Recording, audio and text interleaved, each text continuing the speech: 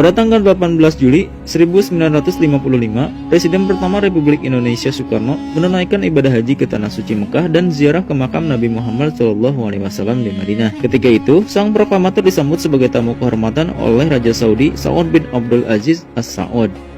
Pada saat itulah Soekarno melepas semua atribut pangkat kenegaraannya saat akan menghampiri makam Rasulullah SAW. Kisah ini diceritakan oleh Said Husain Mutahar, seorang pengarang lagu-lagu perjuangan seperti Hari Merdeka, Himne Pramuka, dan Syukur. Ia menceritakan bagaimana Bung Karno sangat menghormati dan mencintai Nabi Muhammad SAW. Said Mutahar yang ikut dalam rombongan ibadah haji Bung Karno menceritakan, saat Bung Karno berjalan di kota Madinah bersama Raja Saud bin Abdul Aziz, Bung Karno bertanya kepada Raja Saud, di mana makamnya Rasulullah SAW, wahai Raja? Raja Saud bin Abdul Aziz menjawab, oh itu makam Rasulullah SAW sudah terlihat dari sini. Saat itu juga Bung Karno melepas atribut-atribut pangkat kenegaraannya. Melihat hal tersebut, Raja Saudi pun heran dan bertanya kepada Bung Karno, kenapa Anda melepaskan itu semua?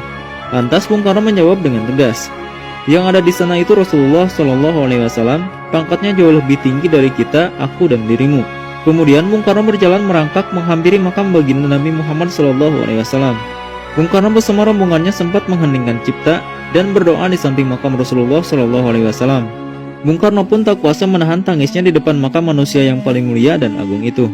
Apa yang dilakukan Bung Karno saat ziarah ke makam Rasulullah SAW patut diapresiasi. Sikap Bung Karno merupakan sebuah penghormatan sejati yang membuat takjub Raja Saudi. Betapa besar ketundukan dan kecintaan seorang bapak bangsa kepada Rasulullah SAW.